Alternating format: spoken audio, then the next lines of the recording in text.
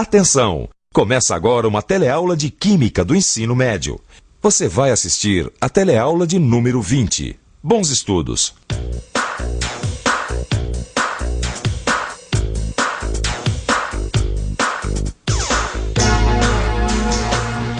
Nessa teleaula, você vai conhecer as vantagens da reciclagem, vai conhecer o processo da produção do ferro e vai aprender o que é fusão.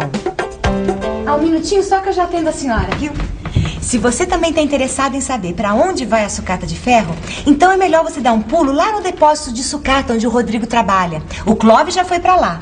Vale a pena. A nossa teleaula de hoje está cheia de informações interessantes sobre os metais.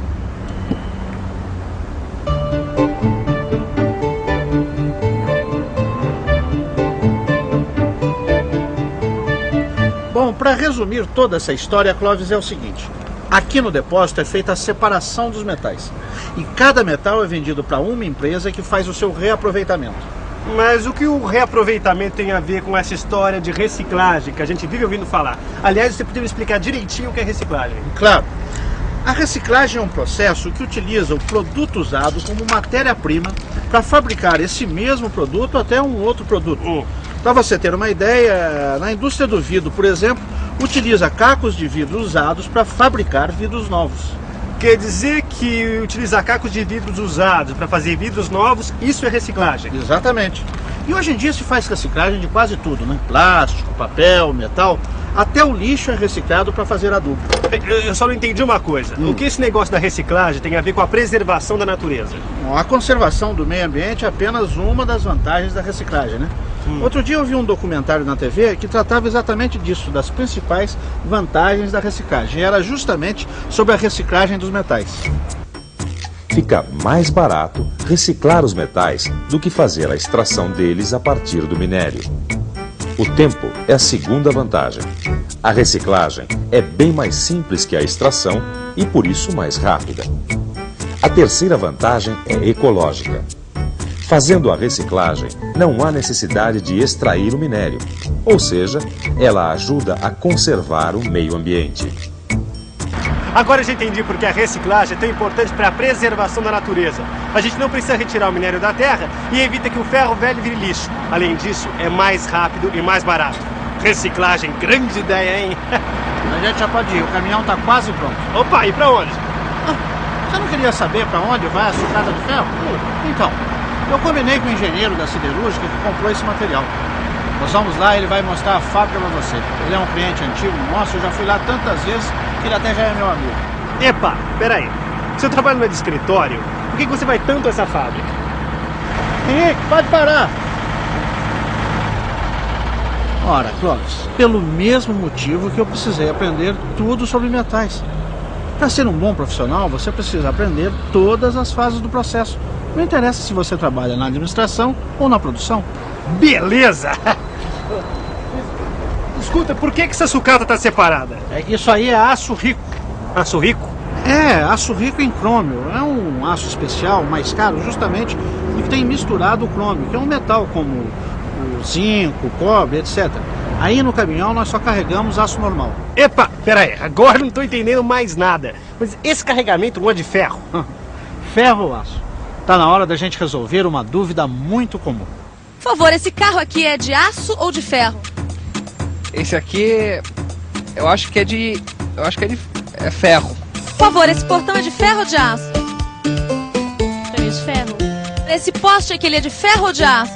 Acho que é de ferro. Isso aqui é de ferro ou de aço? É aço. E essa placa aqui, por exemplo, você acha que ela é de ferro ou ela é de aço? Você parou para pensar? Ficou na dúvida? Vamos tirar as dúvidas agora. Na verdade, a maioria das coisas que a gente pensa que são de ferro, são de aço. E o aço, para quem não sabe, é uma liga, assim como o latão. Você se lembra o que é uma liga, não lembra? A liga é uma mistura homogênea de dois ou mais metais, ou seja, a liga é uma solução sólida. Como você viu, o latão é uma liga de cobre e de zinco. E o aço? O aço também é uma liga, só que de ferro e um pouquinho de carbono. Sendo que o carbono é o carvão mais puro que existe. Para isso tudo ficar mais claro, vamos dar uma olhada agora numa fábrica que compra sucata de ferro. Bom, antes de eu mostrar a fábrica para você, eu quero explicar algumas coisinhas. Você sabe que aço é basicamente ferro com um pouquinho de carbono, não sabe? Eu acabei de saber, eu achava que o aço era um metal puro, como o chumbo, ferro, alumínio e tantos outros. Um monte de gente acha, mas não é. Aço é uma liga de ferro e carbono. E carbono? Você sabe o que é? Carbono é carvão puríssimo. Exatamente. Então, quando você mistura o carbono no ferro, forma-se uma liga mais dura que o ferro e que enferruja menos. Quer dizer então que colocando carvão no ferro, ele fica mais duro e ainda por cima enferruja menos? Exatamente. É aquilo que a gente já viu. Quando se derrete uma mistura de dois metais, normalmente se obtém uma liga com características diferentes. É o caso do latão, que é diferente do cobre e do zinco. Mas, bom, onde é que a gente estava mesmo? Ah, já sei. Bom, dependendo da quantidade de carvão que é misturada no ferro, a gente tem um tipo de aço. O ferro que tem de 3 a 4% de carbono é chamado de ferro gusa. De 2 a 3% de carbono passa a se chamar ferro fundido. E quando tem menos de 2% de carbono, aí sim temos os nossos famosos aços. Mas por que tanto tipo de ferro? E a resposta é simples. É porque cada um desses tipos de ferro tem propriedades diferentes. O ferro gusa, por exemplo, ele é duro, mas quebra com muita facilidade. É por isso que ele só serve mesmo para fazer ferro fundido. Já o ferro fundido é mais resistente, mas nem tanto, não é isso? Tá perfeito. Mas o mais importante mesmo é o aço. Porque ele pode ser preparado com as características certinhas de dureza, de resistência ao enferrujamento, de resistência ao dobramento, etc. Agora, com isso que a gente já viu, você é capaz de identificar se um objeto é feito de ferro fundido ou de aço?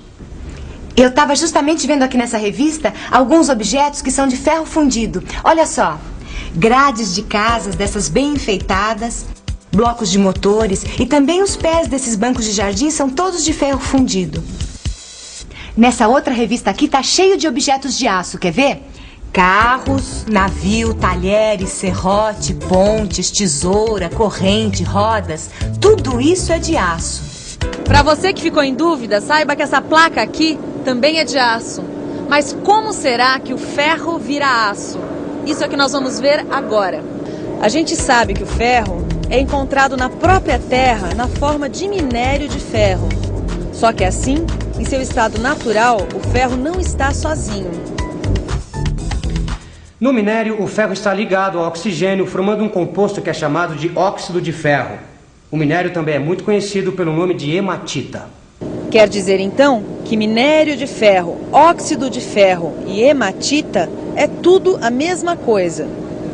Muito bem, depois de ser extraído do solo, o minério de ferro é transportado até uma siderúrgica, onde é colocado num alto forno junto com carvão, é claro, e também com calcário. Neste forno, que tem uns 50 metros de altura, a temperatura chega a mais de 1.500 graus Celsius. Para quem não sabe, o minério de ferro vem com muita areia misturada e o calcário serve justamente para separar o ferro da areia. Nessa mistura toda, o minério de ferro se transforma em ferro metálico, que sai derretido, quer dizer, o ferro sai líquido. E uma parte do carvão fica dissolvido nesse ferro líquido. É isso mesmo que você está pensando. Ferro com bastante carbono é o nosso já conhecido ferro gusa. Mas como a gente viu, o ferro gusa é muito duro, mas pouco resistente. Para resolver isso, é preciso queimar o excesso de carbono que está dissolvido nele. Você se lembra o que é necessário para fazer uma queima? É isso mesmo, para queimar alguma coisa é preciso sempre calor e oxigênio. Calor o forno tem de sobra e o oxigênio pode muito bem ser injetado dentro do ferro líquido. E é isso que é feito.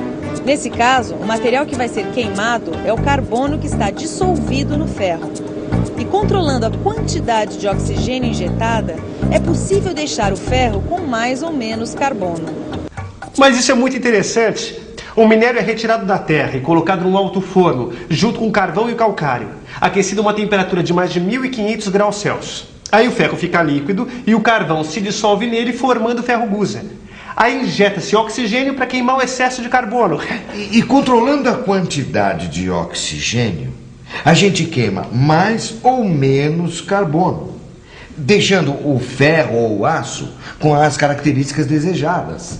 Agora, você tem que deixar claro para ele que isso tudo é feito nas grandes siderúrgicas, na fabricação do ferro novo. Mas como assim? Vocês não fazem ferro novo?